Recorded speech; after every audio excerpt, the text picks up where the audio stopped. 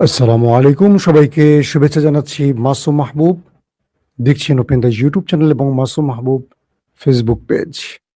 পৃথিবীর যেই প্রান্ত থেকে যারা দেখছেন সবার জন্য শুভকামনা, ভালোবাসা। বেশ কিছু গুরুত্বপূর্ণ খবর আছে। ইরানের মধ্যে আমেরিকার হামলা চলছে, ইরান পাল্টা জবাব দিচ্ছে। যুদ্ধবিরতি শান্তি চুক্তির পর এই ঘটনাগুলো কন্টিনিউ চলছে। এর মধ্যে ইরান নতুন করে হুঁশিয়ারি দিয়েছে। কাদেরকে? আরব রাষ্ট্রদের। বলছে, আপনাদের কাছে আমাদের দাওয়াত, আপনারা দখলদার বাহিনীকে আপনাদের দেশ থেকে বের করে দেন। কারণ তারা যে হামলাগুলো ইরানে করছে, আপনাদের দেশ ব্যবহার করে করছে। যদি ইরানে আর একটি হামলা হয়, পুরো গালফ ইরান জ্বালিয়ে দেবে। ইরান ধ্বংস হবে, কিন্তু একা নয়, পুরো আরবকে নিয়ে ধ্বংস হবে। কি ভয়ঙ্কর হুঁশিয়ারি! পাশাপাশি নরেন্দ্র মোদীর দোস্ত, শেখ হাসিনার বন্ধু নরেন্দ্র মোদীর দোস্ত বেনিয়ামিন নেতানিয়াহুর বিরুদ্ধে তুরস্কের আদালত গ্রেফতারি পরোয়ানা জারি করেছে, রেড নোটিশ পাঠানো হয়েছে। আরো বেশ কিছু খবর থাকবে এবং আমেরিকার ভাইস প্রেসিডেন্টের সাথে ইসরায়েলের দ্বন্দ্ব এখন চরমে। কিন্তু কেন? জেডি ভেন্স কি চাইছেন আসলে? কিছু ভালো খবর আছে আপনাদের জন্য। প্রথমে আমি কিছু তথ্য আপনাদের দিলাম, মূল খবরে যাচ্ছি। মার্কিন হামলা যে অঞ্চলগুলো থেকে আসবে ইরানের ভেতরে, সেখানে ইরান টার্গেট করবে।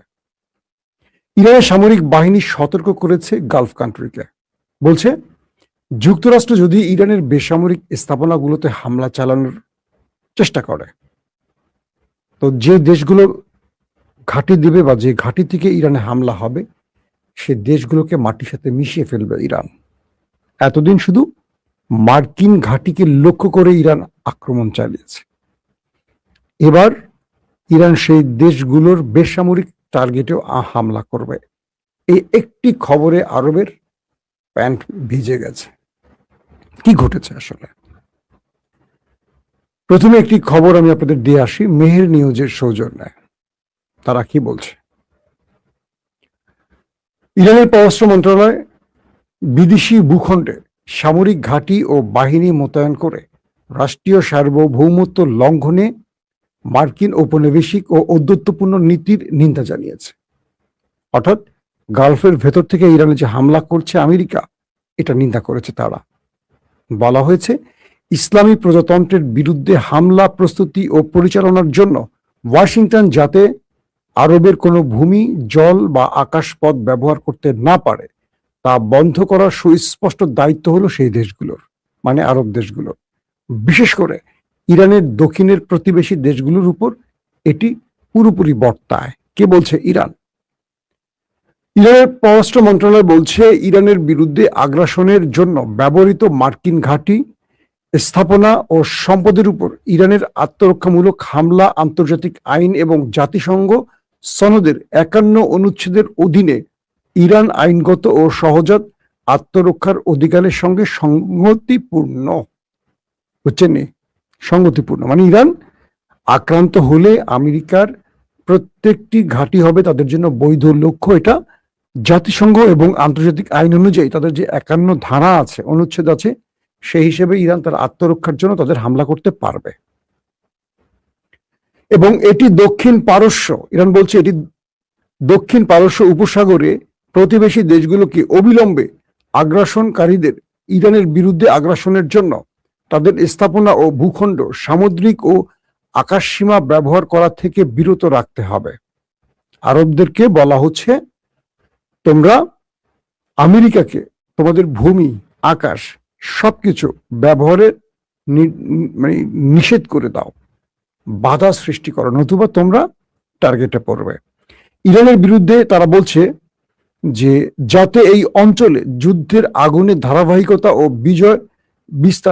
ধারাবাহিকতা ও বিস্তার রোধ করা যায়। এটি এই অঞ্চলের দেশগুলোর মধ্যে শত্রুতা ও অবিশ্বাস সৃষ্টি করছে। অর্থাৎ আরবের সাথে ইরানের মধ্যে যে অবিশ্বাস তৈরি হচ্ছে বা শত্রুতা তৈরি হচ্ছে, এটি আমেরিকার কারণে তৈরি হচ্ছে, এটা ইরান নিজে আরবদেরকে জানিয়ে দিয়েছে। এই বক্তব্যটি ইরান আরবদের উদ্দেশ্যে দিচ্ছে, আমাকে আপনাকে না, আরবদের উদ্দেশ্যে, যারা আমেরিকাকে ঘাঁটি দিয়ে ইরানের হামলায় সহযোগিতা করছে তাদের উদ্দেশ্যে। এই অঞ্চলের দেশগুলোর মধ্যে শত্রুতা ও অবিশ্বাস সৃষ্টির একটি অশুভ আমেরিকান জায়নবাদী ষড়যন্ত্রকে সফল হতে না দেওয়ার বিষয় আরবদের সতর্ক থাকতে হবে এবং দায়িত্বশীল হতে হবে, এটা বলছে ইরান। ইরানের পররাষ্ট্র মন্ত্রণালয় আরো বলছে, ইরানের তার কোনো প্রতিবেশী বা এই অঞ্চলের কোনো দেশের প্রতি কোনো বৈরিতা বা শত্রুতা নেই, এবং তারা বলছে তারা দৃঢ়ভাবে বিশ্বাস করে দীর্ঘস্থায়ী নিরাপত্তার একমাত্র পথ হলো আমেরিকার সামরিক উপস্থিতি এবং ধ্বংসাত্মক বিদ্বেষপূর্ণ হস্তক্ষেপমূলক আক্রমণ থেকে আরবকে তাদের নিবৃত্ত করা। আমি আশা করছি আপনারা পুরো বিষয়টি ক্লিয়ার বুঝতে পেরেছেন যে আরবের উদ্দেশ্যে ইরান যে বার্তাগুলো দিচ্ছে, এখানে একদম খুবই স্পষ্ট বক্তব্য। ইরান বলছে আরবের সাথে আমাদের কোনো শত্রুতা নেই, আমরা আরবে কোনো হামলা করতে চাই না, আমরা তাদের সাথে বন্ধুত্বপূর্ণ সম্পর্ক চাই, কিন্তু আরবের ভূমি, আকাশ, জল, স্থল ব্যবহার করে আমেরিকা এবং জায়নবাদীরা বারবার যে ইরানের উপর হামলা করছে, এই জন্য ইরান ওই দেশগুলোতে আক্রমণ করতে পারবে জাতিসংঘের নির্দেশনা অনুযায়ী, এটা ইরানের বৈধ অধিকার। এখন আরবদেরকে নির্দেশনা দিচ্ছেন যে তোমরা হয় তাদের ঘাঁটি বন্ধ করে দাও বা সরিয়ে দাও, অথবা তোমরা তাদেরকে তোমাদের ঘাঁটি ব্যবহার করে ইরানের হামলায় বাধা সৃষ্টি করো, নিষেধ করো, নতুবা তোমরা আক্রান্ত হবে। তখন চিল্লাপাল্লা করতে পারবা না যে ইরান আমাদের উপর মেরেছে কেন। আমার দেশ, ধরুন বাংলাদেশ থেকে যদি কোনো একটি দেশ, বাংলাদেশ সেনাবাহিনী না, বাংলাদেশের ভেতর থেকে যদি ধরেন কোনো একটি সন্ত্রাসী বাহিনী ভারতে হামলা করে, ভারত কি করবে? বাংলাদেশের উপরে তো হামলা করবে। এটা কি নিয়ম নাকি অনিয়ম বলেন? কারণ বাংলাদেশের ভূখণ্ড থেকে ভারতে হামলা হলে বা ভারতের ভূখণ্ড থেকে বাংলাদেশে হামলা হলে বাংলাদেশের টার্গেট, বৈধ টার্গেট হবে ভারত। এটি আইন, মানে জাতিসংঘের আইন অনুযায়ী 51 ধারা অনুযায়ী এই বিষয়টি ইরান স্মরণ করিয়ে দিয়েছে। পাশাপাশি আইআরজিসি তারা বলছে অপারেশন নাসার 2 এর আওতায় আইআরজিসি নৌ ও মহাকাশ বাহিনী যৌথ ক্ষেপণাস্ত্র ও ড্রোন হামলা চালিয়েছে মার্কিন ঘাঁটিগুলোকে লক্ষ্য করে, এবং তারা বলছে একটি সিআরএম আগাম সতর্কীকরণ ব্যবস্থা এবং মার্কিন সৈন্যদের তাদের যে আবাসন বা তাদের যেখানে সেনা ঘাঁটি বা যেখানে সেনারা অবস্থান করছে সেটি ধ্বংস করে দিয়েছে ইরান। বলছে যে কুয়েতের জনগণের প্রতি আমাদের আবেদন, কুয়েত সরকারের উপর তোমরা চাপ সৃষ্টি করো যাতে মার্কিনীরা কোনো ঘাঁটি ব্যবহার করে ইরানে হামলা করতে না পারে, কারণ কুয়েত আমাদের বন্ধু, কুয়েতের জনগণ আমাদের ভাই, আমরা কুয়েতে কোনো হামলা করতে চাই না, কিন্তু বাধ্য হয়ে যদি হামলা করি এজন্য আমরা ক্ষমা চেয়ে নিচ্ছি, কারণ কুয়েতের ভেতর থেকে আগে আমাদের দেশে হামলা হচ্ছে। এটি শুধু কুয়েত না, কুয়েত, বাহরাইন, জর্দান, কাতার সহ প্রত্যেকটি আরব দেশের জনগণের কাছে ইরান এই বার্তাটি পাঠিয়েছে আজকে। দর্শক আসেন আপনাদেরকে এবার কিছু বিশ্লেষণ তুলে ধরে আমি কয়েকটি গুরুত্বপূর্ণ নিউজ আপনাদেরকে জাস্ট জানালাম।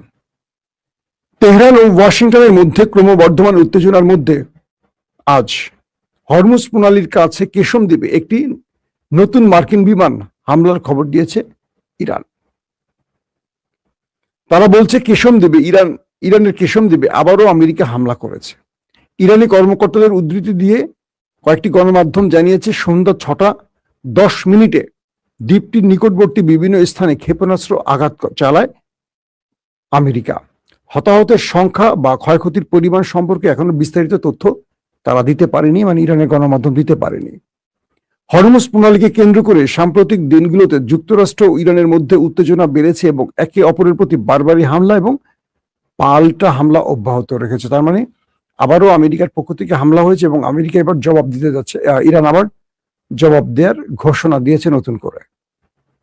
দর্শক কয়েকটা গুরুত্বপূর্ণ এবার তথ্য আপনাদের বলছি। প্রথম, ইরান আজকে স্পষ্ট বার্তা পাঠিয়ে দিয়েছে আরবদের উদ্দেশ্যে, বলছে যদি ইরানের কোনো বিদ্যুৎ ব্যবস্থা ধ্বংস করা হয় আমেরিকান অ্যাটাকে, তাহলে আরবের কোনো বিদ্যুৎ ব্যবস্থা তারা বহাল রাখবে না। তারা বলছে আমরা এবার ডু আর ডাই ম্যাচে খেলতে নেমে গেছি। ইরান বলছে আরবদের উদ্দেশ্যে যে আমরা আপনাদেরকে বন্ধু হিসেবে বা ভাই হিসেবে আগাম বার্তা পাঠাচ্ছি। যদি আমেরিকা বা আমাদের শত্রুরা আরবের কোনো দেশ বা মধ্যপ্রাচ্যে আমাদের মিত্র বন্ধু বা প্রতিবেশী কোনো দেশের ঘাঁটি, জল, স্থল, ভূমি ব্যবহার করে হামলা করে এবং ইরানের কোনো বিদ্যুৎ অবকাঠামো ধ্বংস হয়, জ্বালানি কেন্দ্র ধ্বংস হয়, পানি শোচনাগার ধ্বংস হয়, কোনো বেসামরিক স্থাপনা, সেটা ব্রিজ, কালভার্ট, স্কুল, কলেজ বা গবেষণা প্রতিষ্ঠান, কোনো বেসামরিক প্রতিষ্ঠানে হামলা হয়, এবার ইরান সেই বেসামরিক প্রতিষ্ঠানগুলো অর্থাৎ আরবে থাকা, ধরেন সৌদি আরবে থাকা, কাতারে থাকা, কুয়েতে থাকা, আরব আমিরে থাকা, জর্ডান থাকা, বাহরাইনে থাকা, কুয়েতে থাকা প্রত্যেকটা দেশকে এবার টার্গেট করবে ইরান। ইরান ঘোষণা দিয়ে দিয়েছে এবার আমরা মারো বা মরো নীতিতে লড়াইতে নামছি এবং এবার যুদ্ধটা হচ্ছে বড় ফ্রেমে আমাদের যুদ্ধটা শুরু হচ্ছে। এবং ইরান আবারও বলছে যে আমরা আমাদের বন্ধু রাষ্ট্রে হামলা করতে চাই না, কিন্তু বাধ্য হয়ে আমরা আমাদের ভয়ঙ্কর মিসাইলগুলোকে প্রস্তুত করেছি শুধু নির্দেশনার জন্য, সবুজ সংকেতের জন্য এখন আমরা অপেক্ষা করছি। আইআরজিসি বলছে সবুজ সংকেতটা দিবেন কে? মুস্তফা খামেনি। যখনই ইরানের কোনো বিদ্যুৎ কেন্দ্রে হামলা হবে সঙ্গে সঙ্গে আরবে থাকা সকল বিদ্যুৎ কেন্দ্র আমরা ধ্বংস করে ফেলবো, সকল, একটি নয় সকল। যখন ইরানের কোনো পানির রিফাইনারিতে হামলা হবে, ওয়াটার রিফাইনারি, আরবের প্রত্যেকটা রিফাইনারি আমরা ধ্বংস করে ফেলবো, পুরো আরবকে পানিহীন করে ফেলবো। কারণ আরব আমাদের কথা শুনছে না এখন পর্যন্ত। আমেরিকা যদি আরবকে বলছে, আমেরিকা যদি তোমাদের বাঁচাতে পারে, তোমাদের বাপ যদি বাঁচাতে পারে, তোমরা তোমাদের বাপের পা ধরে বসে থাকো। কিন্তু এবার আরবকে আমরা সবচেয়ে বড় ধাক্কাটা দিব, কিন্তু আমরা দিতে চাই না, কারণ আরবের প্রতিটি মানুষ আমাদের ভাই। দেখেন ইরান আর কত ধৈর্যের পরিচয় দিবে, কতটা সহমর্মিতা, ভ্রাতৃত্বের পরিচয় দিবে, আর কিছু আছে? বারবার বলছে ইরান, বলছে আমাদের বিদ্যুৎ কেন্দ্র ধ্বংস হলে তোমাদের একটা বিদ্যুৎ কেন্দ্র থাকবে না। যদি আরবে বিদ্যুৎ কেন্দ্র না থাকে, আরবে কত লক্ষ লোক মারা যাবে জানেন আপনি? ওই দেশগুলো আমাদের দেশের মতো না। আমরা বিদ্যুৎ না থাকলে, যেমন আমাদের দেশে যদি একটু জোরে বাতাস হয়, ধরেন পাশের বিল্ডিং থেকে কেউ ফু দিল, সঙ্গে সঙ্গে দেখুন বিদ্যুৎ নাই। 54 বছরে আমাদের বাংলাদেশের রাজনীতিবিদরা এই সিস্টেমটা তৈরি করে দিয়ে গেছে। পাশের বিল্ডিং থেকে ফু দেয়, এই বিল্ডিং এ বিদ্যুৎ বন্ধ হয়ে যায়, কারণ ঝড়। একটু হালকা আকাশ কালো হলে দেখবেন যে 2 দিন বিদ্যুৎ নেই বাংলাদেশে অনেক জায়গায়। কিন্তু আমরা তো সেটা সহ্য করে নিতে পারি। সৌদি আরবের তাপমাত্রা জানেন? আরবের ওখানে বাথরুম বলেন, ঘর বলেন, প্রত্যেকটা জায়গায় এসি সিস্টেমে থাকে। তো যখন বিদ্যুৎ ব্যবস্থা ভেঙে পড়বে, এই লোকগুলো পাগল হয়ে যাবে। এই লোকগুলো সব সিস্টেম হলো আধুনিক ইলেকট্রিক সিস্টেম, বিদ্যুৎ সিস্টেমের উপর ডিপেন্ড করে, সব অচল হয়ে যাবে। এবং পানি, আরবের সাগরের লবণাক্ত পানিকে রিফাইনিং করে তারা মিষ্টি পানি হিসাবে ব্যবহার করে। তো এই পানি শোধনাগার যদি ধ্বংস করে দেয়, শোধনাগারগুলো ধ্বংসের ফলে কি হবে? পুরো আরব পানির জন্য মরবে, পানির জন্য। একটা মরুভূমি আরবগুলি, পানি পাবে না। তারপরে হাসপাতাল, ইরানের হাসপাতাল টার্গেট হলে আরবের হাসপাতালগুলো টার্গেট হবে। কোনো আরবের হাসপাতাল বাদ রাখবে না। এখন যদি ইরান আরবদের ছাড় দেয় যে আমি আরবকে মারবো না, ওরা আমাদের ভাই, তাহলে আমেরিকা হামলা বন্ধ করবে না। এখন আমেরিকার হামলা বন্ধ করতে আরবের গলা টিপে ধরতে হবে ইরান, এটা এখন বুঝে গেছে। এবং দেখেন খুব ভয়ঙ্কর যে ব্যাপারটি, আজকে মার্কিন ভাইস প্রেসিডেন্ট অর্থাৎ ট্রাম্প যদি উপরে চলে যায় বা ট্রাম্পের যদি কিছু হয়, মার্কিন প্রেসিডেন্ট হবেন জেডি ভেন্স, ভাইস প্রেসিডেন্ট। তিনি প্রকাশ্যে বলছেন যে এই যুদ্ধটা ইসরায়েল আবার বাধ্য করেছে আমেরিকাকে যুদ্ধে নামাতে। জেডি ভেন্স বলছেন, মানে জেডি ভেন্স কিন্তু যুদ্ধের বিপরীত, তিনি শান্তির পক্ষে। কিন্তু আরো 2-3 জন অ্যাডভাইজার আছে ডোনাল্ড ট্রাম্পের, একজন মার্ক রুবিও, একজন তার জামাতা জারেড কুশনার, আরেকজন আছে স্টিভ উইটকফ। এই সবগুলো হলো ইসরায়েলের দালাল। এরা কিন্তু যুদ্ধে বাধ্য করছে মার্ক রুবিওর চেয়ে স্টিভ উইটকফ বেশি। কিন্তু জেডি ভেন্স বারবারই আলোচনার মাধ্যমে সমাধান খুঁজতে চান। এখন জেডি ভেন্সের বিরুদ্ধে বিশাল অর্থ বিনিয়োগ করে ইহুদিরা আমেরিকায় তার বিরুদ্ধে প্রচারণা শুরু করেছে। পুরো মার্কিন লবিটা, যারা ইহুদি লবি, তারা জেডি ভেন্সের বিরুদ্ধে লেগে গেছে, কারণ জেডি ভেন্স এই যুদ্ধ চাচ্ছেন না। তিনি বলছেন এই যুদ্ধ ইরানের কি ক্ষতি হবে? তার চেয়ে বেশি আমেরিকার ক্ষতি হচ্ছে। আমেরিকার স্বার্থে তিনি বলছেন এই যুদ্ধ বন্ধ করা উচিত। কিন্তু শান্তি চুক্তি প্রতিষ্ঠিত হওয়ার পর, স্বাক্ষরিত হওয়ার পরও এই ইহুদিরা বা এই ইসরায়েল আমেরিকাকে আবার যুদ্ধে নামিয়েছে। কে বলছে? জে ডি ভেন্স, আমি না, জে ডি ভেন্স বলছে। তার মানে আমেরিকা বা ডোনাল্ড ট্রাম্প আবারও যে নেতানিয়াহুর চাপে পড়ে যুদ্ধে নেমেছেন, এটা জে ডি ভেন্স ফাঁস করে দিয়েছে। তো জে ডি ভেন্স বলছেন যা এখন হচ্ছে এটা কাম্য নয়। আমরা আলোচনার টেবিল প্রস্তুত রেখেছি, কিন্তু সেই আলোচনা বারবার ব্যর্থ হচ্ছে ওই অদৃশ্য শক্তিটার জন্য, আর সেটা হলো ইসরায়েল। আর এইসব বক্তব্যের জন্য ইসরায়েল তার বিরুদ্ধে নেমেছে। তাদের সকল লবি, অলিগার, ডিপ স্টেট ব্যবহার করে এখন জে ডি ভেন্সের বিরুদ্ধে প্রচারণা শুরু করে দিয়েছে। তো এখন সবচেয়ে বড় ভয়ঙ্কর যে খবর সেটি হলো আমেরিকা যখনই ইরানে হামলা করবে, আবারও বলছি, আমেরিকা যখনই ইরানের বিদ্যুৎ প্ল্যান্টে হামলা করবে, জ্বালানি প্ল্যান্টগুলোতে, গ্যাসের, তেলে, ইরান অ্যাট এ টাইম আরবের প্রত্যেকটা বিদ্যুৎ বা পাওয়ার হাউস জ্বালিয়ে দেবে। কি হলো? ইসরায়েল তো এটাই চায় যে মুসলমানরা মুসলমানদের সাথে মেরে শেষ হয়ে যায়, কিন্তু মুসলমানরা বুঝতেছে না, বেকুব। মুসলমানরা কি বলছে জানেন? ফেসবুকে বসে ভিডিও দেখবে। ফেসবুকে ভালো জিনিস আছে, খারাপ জিনিস আছে। যখন আপনি ফেসবুক দেখেন 10টা খারাপ জিনিস আসে তো 20টা ভালো জিনিসের মধ্যে, এটা জায়েজ আছে। আমি এটাকে হারাম বলি নাই, কিন্তু কিন্তু আপনি খেলা দেখতে পারবেন না, খেলা দেখা হারাম। মানে আমাদের দেশের হুজুরেরা নিজের মতো মাসলা বানায়। কোত্থেকে এরা পায় এইসব মাসলা আল্লাহ ভালো জানে। আমি আর্জেন্টিনা সাপোর্ট করি কেন? আমি কাফের হয়ে গেছি ভাই রে ভাই। তা আপনি যে ইহুদিদের তৈরি ফেসবুক, ইউটিউব দেখেন, চালান, আমি যে ভিডিওতে কথা বলতেছি আপনারা তো দেখতেছেন, আপনাদের গুনাহ হচ্ছে না হচ্ছে না? এটা কি গুনাহ? আল্লাহ কি গুনাহকে এত সহজ, পাপকে সহজ করে দিচ্ছেন? বলেন। যেটা আল্লাহ তার কোরআনে বলেনি সেটা আপনি বলেন না, এটা আপনার দায়িত্ব না। কে কাফের, কে মুশরিক, কে বেঈমান, কে মুনাফিক, কে মুসলিম, আল্লাহ ভালো জানেন। আল্লাহর কাছে আপনি ফ্রেশ থাকেন। অন্যায়কে অন্যায় বলেন, খারাপকে খারাপ বলেন, ভালোকে ভালো বলেন। হাজারো খারাপ কিছুর মধ্য থেকে যদি আমি খেলা দেখে 10 মিনিট নিজেকে এন্টারটেইন করতে পারি, মন্দ কি? ওই সময়টা তো আমি একটা খারাপ মুভি দেখতে পারতাম। এখন বলবেন খেলা বাদ দিয়ে কোরআন পড়েন, তাহলে আপনি ভিডিও দেখা বাদ দিয়ে দেন, কোরআন পড়েন। অবশ্যই কোরআন পড়তে হবে, আমি তো কোরআন বিরোধী না। কোরআনের মতো শান্তির কিছু আছে?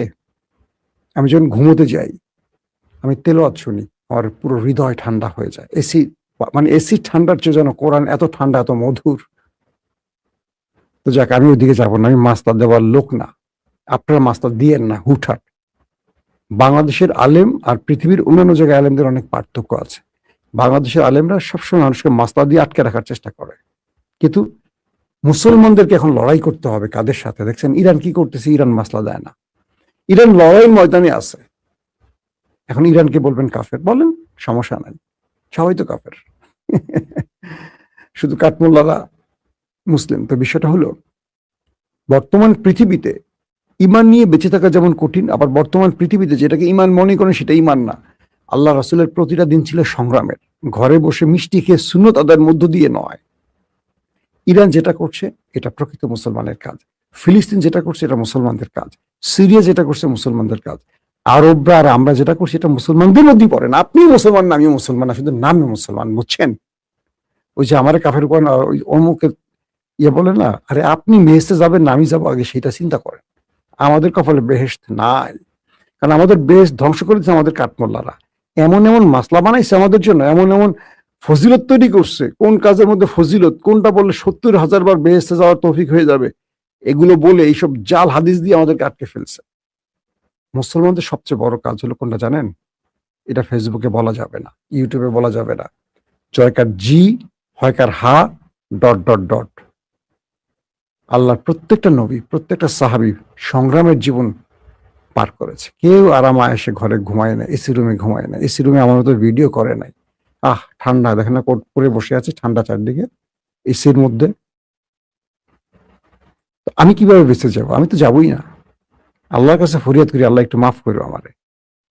আমি আমার দর্শকদেরকেও বলবো যে আল্লাহ তাদেরকেও মাফ করুন। তো আমাদের সবচেয়ে বড় ভুল, আমরা একে অপরকে দায়ী করে নিজেরা গুনাহগার হই। আসেন আমরা প্রত্যেকে নিজেকে আগে মুক্ত করি, অন্যকে আমরা পরে মাসলা দেই। আরবের লোকগুলোকে একবার চিন্তা করেন। আল্লাহ নবীরা যে দেশগুলোতে আসছে তারা আমেরিকা ইসরায়েলের সাথে বন্ধুত্ব করে মুসলিম দেশগুলোকে ধ্বংসে সাহায্য করে। এর চেয়ে দুঃখের কিছু আছে? আজকে ইরান কি বলছে জানেন? জর্দানকে এটা নবীগণের আশ্রয়স্থল, বিশ্রামস্থল, এত নবী আসছে জর্দানে, সেই জর্দানটা পুরো ইসরায়েলের কন্ট্রোলে। আফসোস না? তো এত হাজার হাজার নবীরা আসছেন যে অঞ্চলগুলোতে, সেই অঞ্চলগুলোতে শুধু জুব্বা পাগড়ি আছে আর ভিতরে ইমান আর নাই, ইমান চলে গেছে হাওয়া হয়ে। এর চেয়ে দুঃসংবাদ বা দুঃখের সংবাদ আমাদের মুসলমানদের জন্য আর কিছু হতে পারে না। আল্লাহ হাফিজ।